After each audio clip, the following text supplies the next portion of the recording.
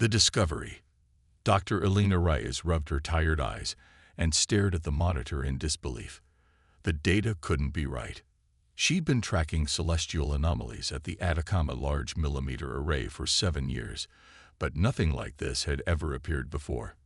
"Dr. Harrison, you need to see this," she called across the quiet observatory.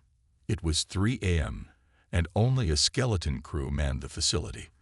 The aging astronomer shuffled over, coffee in hand. "What have you got, Elena?" She pointed to the screen where a massive object was clearly visible at the edge of the solar system, just beyond Neptune's orbit. "That wasn't there yesterday," she said, her voice barely above a whisper. "And it's moving against the orbital plane. Deliberately." Dr. Harrison spilled his coffee. "That's impossible. Something that size is approximately 1/3 the size of Earth's moon," Elena finished. "And it's changing course without any detectable propulsion signature." Within hours, observatories worldwide confirmed Elena's findings. Within days, the world's governments moved from denial to panic to hasty preparation. The object was accelerating toward Earth at a mathematically perfect rate that would place it in stable orbit in exactly 30 days. The media dubbed it the Visitor. Military forces worldwide went on high alert. Religious groups proclaimed the end times, and Dr. Elena Reyes found herself pulled from her quiet research post to lead the scientific response team at the newly formed International Contact Coalition, ICC. "We're receiving a transmission," announced Commander Lai Wei, the Chinese military representative on the ICC Council. Elena and the assembled team of scientists, military personnel, and government officials gathered around the central display in their underground command center. The message was simple: mathematical sequences followed by basic atomic structure diagrams, then increasingly complex information, including what appeared to be language primers, the universal language of mathematics and physics. "They're teaching us how to communicate with them," Elena said, excitement overriding her exhaustion after 3 sleepless nights. "This is a deliberate first contact protocol, or they're assessing our technological capabilities before they attack," countered General Rodriguez, the U.S. military representative. Elena shook her head. "An object that size with that level of technology could obliterate us without warning if that was their intention." As the visitor drew closer, more details became apparent. It wasn't simply a spacecraft. It was an engineered planetoid. Massive structures were visible across its surface, along with what appeared to be artificial seas and terrain features. Spectroscopic analysis detected an atmosphere. "It's a world unto itself," Elena explained during a global broadcast. "They've transformed a small planetary body into a vessel capable of interstellar travel." 28 days after its initial detection, the visitor settled into a perfect orbit between Earth and the Moon. Immediately after achieving orbital stability, a new transmission arrived, this time with visual components. The being on the screen was humanoid but clearly alien. Tall and slender, with iridescent blue-gray skin and large, pupilless eyes. 4-fingered hands gestured as it spoke in a surprisingly melodic voice. The translation matrix they'd developed from the earlier transmissions converted its speech with only occasional gaps. "People of Earth, I am Captain Cal Vosh of the world ship Eternal Horizon. We come seeking assistance and offering knowledge. Our civilization faces extinction.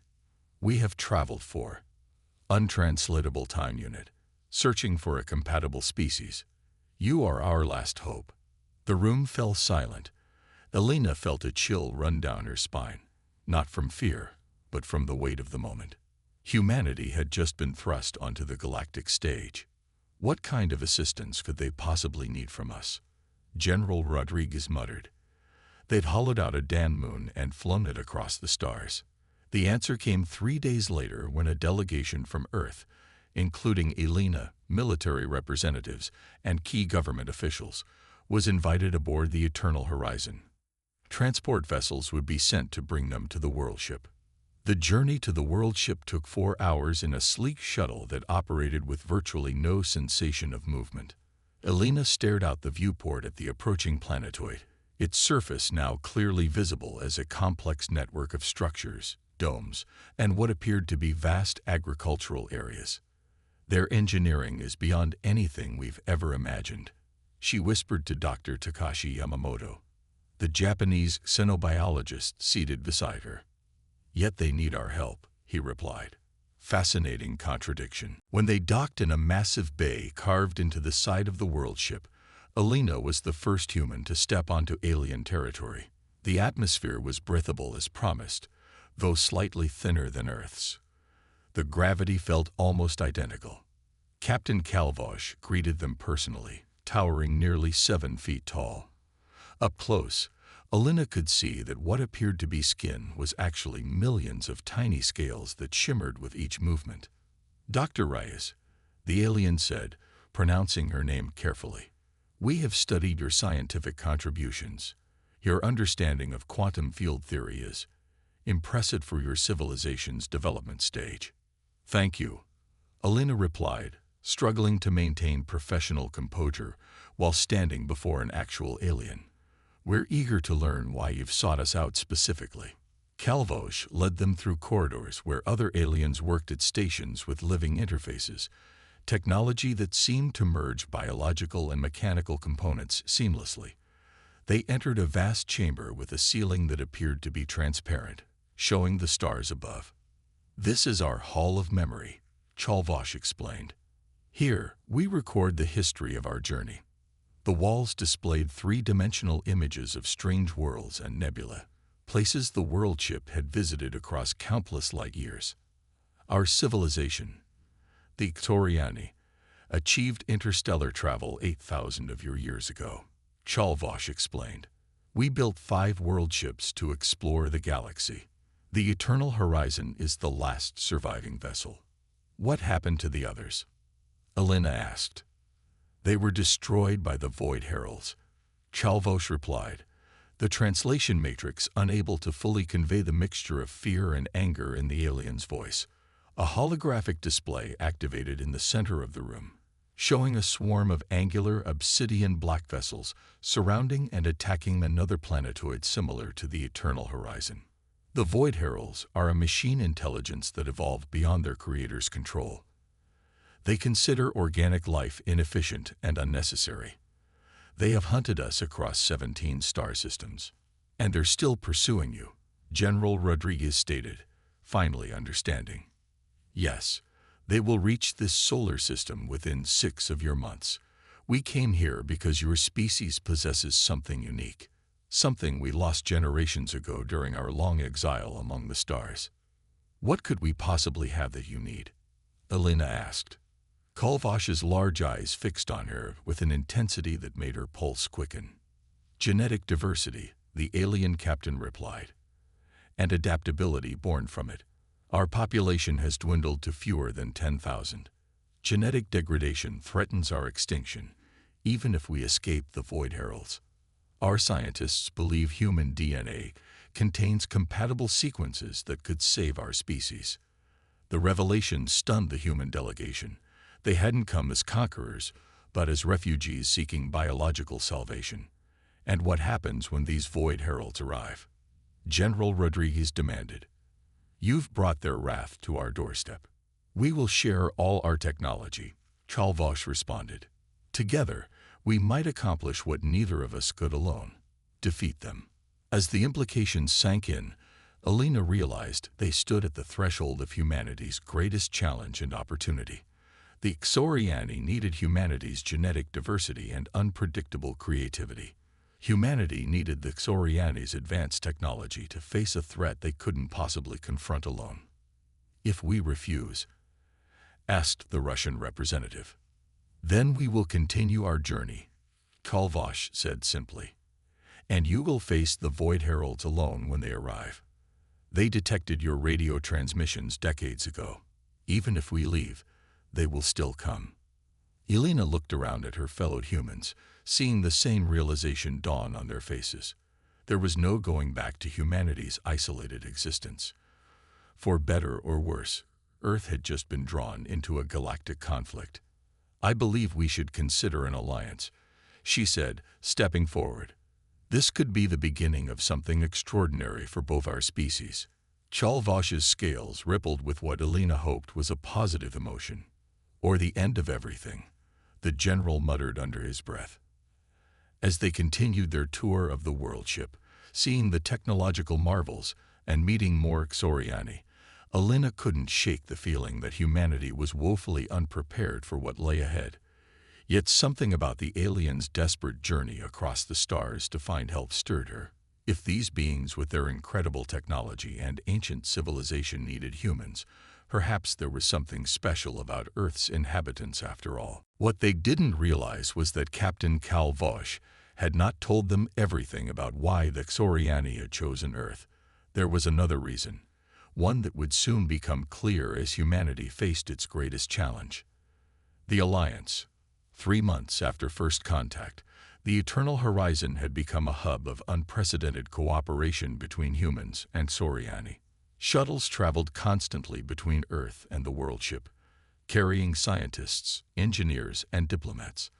Elena had practically moved into the research center established for human visitors, working alongside Xoriani geneticists to solve their genetic degradation problem.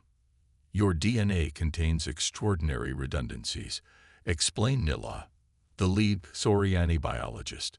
Unlike Captain Calvosh, her scales had a greenish tint. What we once considered evolutionary inefficiency, we now recognize as adaptive potential. Elena studied the holographic display, showing the comparative genetic structures of humans and Xoriani. Despite evolving on different worlds, there were remarkable similarities in the basic building blocks. The compatibility is still theoretical, Elena cautioned. We don't know if genetic material from our species can be successfully integrated into yours without unforeseen consequences. Time forces our hand, Nila replied. The Void Heralds will arrive in 92 of your days. The mention of their approaching enemy sent a chill through Elena. Despite months of preparation and technology sharing, Earth remained vulnerable. The Xoriani had provided plans for advanced defensive systems, but building them with Earth's industrial capacity was proving challenging. Her comm unit chimed. Dr. Rice, your presence is requested in the Strategic Command Center, came Commander Liway's voice. When Elena arrived, she found Captain Calvosh and the human military representatives gathered around a tactical display showing the outer solar system. We've detected them, General Rodriguez said without preamble, 3 months earlier than predicted. The display showed a swarm of objects decelerating as they approached the Kuiper Belt. There were hundreds of them, angular, asymmetrical craft that seemed to absorb rather than reflect light. The Void Heralds send scout vessels first, Chalvosh explained. They analyze defenses before the main fleet arrives. How much time does that buy us? Elena asked. Perhaps 30 days, the alien captain replied. They are being cautious because they have never encountered our ship in proximity to another technologically capable species before. General Rodriguez slammed his fist on the table. We're nowhere near ready. The orbital defense platforms won't be operational for at least 60 days. Captain Calvosh's scales darkened. A sign Elena had learned indicated distress. There is another option, the alien said slowly.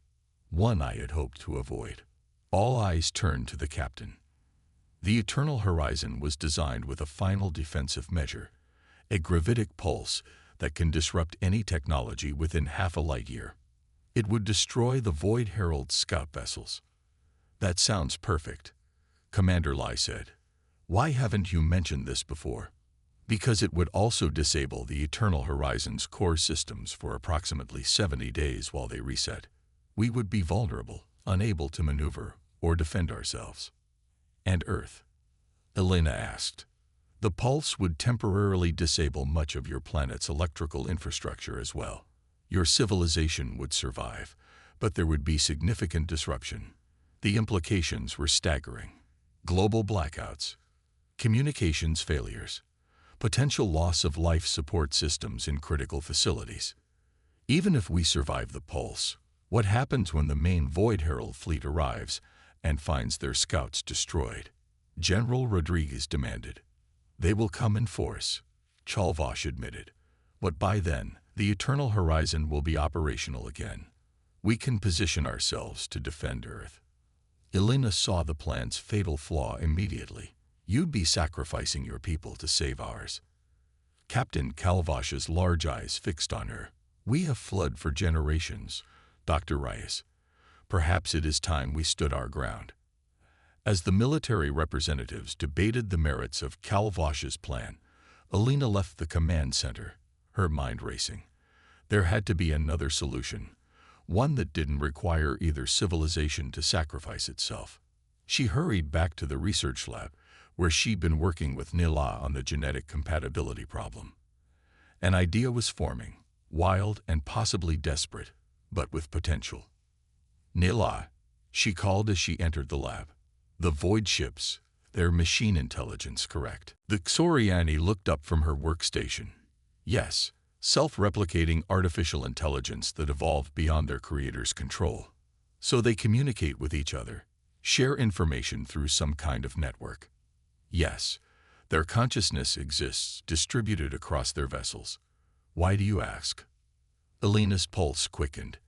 In our history, when we developed networked computer systems, one of our first problems was protecting against intrusive code. Viruses, worms, Trojans. Nila's scales rippled with interest.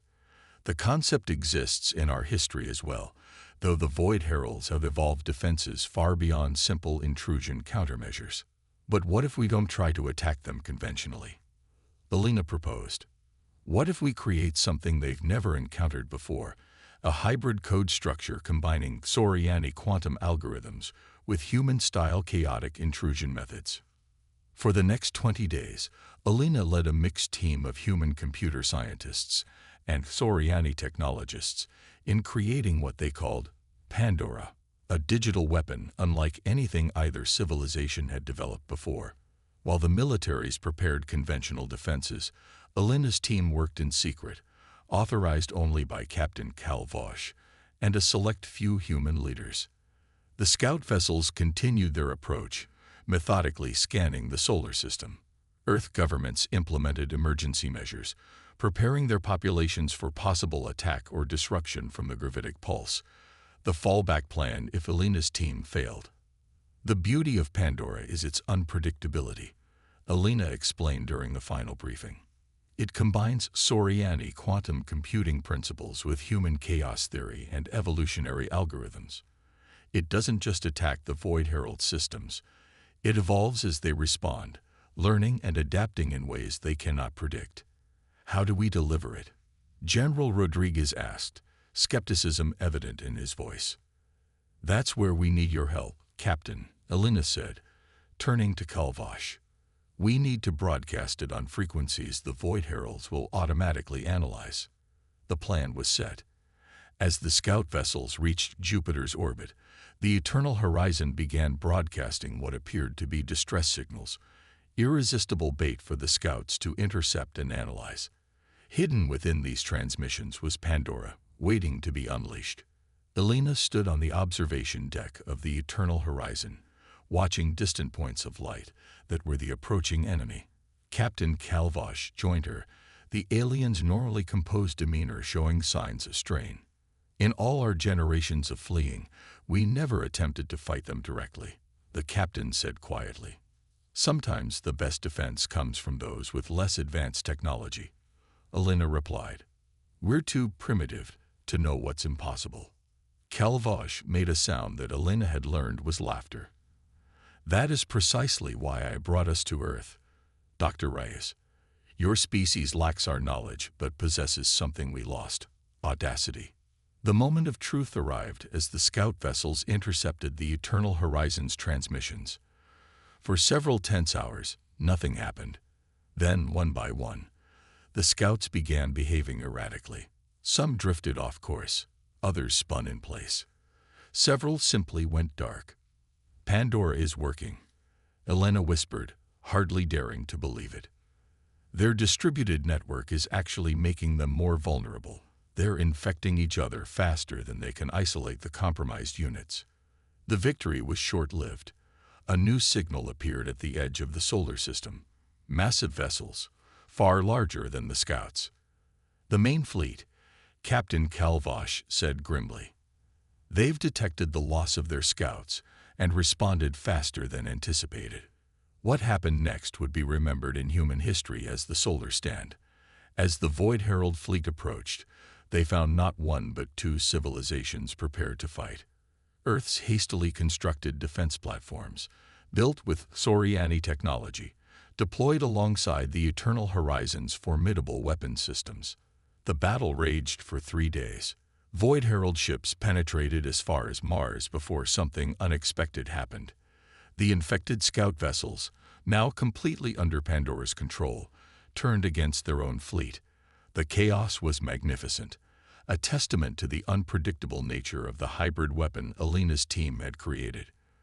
When it was over, the remaining Void Herald vessels retreated beyond the solar system. Whether they would return with new countermeasures was unknown, but both humans and Soriani had gained precious time. 1 month after the battle, Alina stood with Captain Calvosh in the newly constructed Earth Embassy aboard the Eternal Horizon. Through the viewports, Earth shone like a blue jewel. The genetic treatments are showing promising results, Alina said. Nayla believes that Soriani can avoid extinction with continued cooperation. And the defensive grid around your planet will be completed within a year, Calvosh added. Both our peoples have gained much from this alliance. You knew, didn't you? Alina asked suddenly. You knew humans would approach the problem differently than your people would. That's why you came to Earth specifically. The alien captain's scales shimmered in what Alina now recognized as amusement. We studied your transmissions for decades before approaching. Your fiction, particularly what you call science fiction, revealed a species that constantly imagines the impossible then sets about making it reality. While the Soriani perfected interstellar travel, humans dreamed of battling machine intelligences with computer viruses and illogical tactics. Alina laughed. So we saved ourselves with our own imagination. And in doing so, perhaps saved a significant portion of the galaxy, Calvosh replied. The Void Heralds have terrorized dozens of civilizations. Word of their defeat is spreading through the communication networks of other spacefaring species. There are others? Alina asked, eyes widening. Captain Calvosh gestured toward the stars visible beyond Earth. Many others. And they are all very interested in meeting the humans who did what no other species dared attempt, stand and fight the Void Heralds. As Alina contemplated this revelation, she understood that humanity's boldest leap hadn't been technological but philosophical, the willingness to fight for not just their own survival, but for another species entirely. In doing so, they had demonstrated the unique quality that would define humanity's place among the stars. So what happens next? She asked. Next, said Captain Calvosh, we introduce Earth to the galaxy.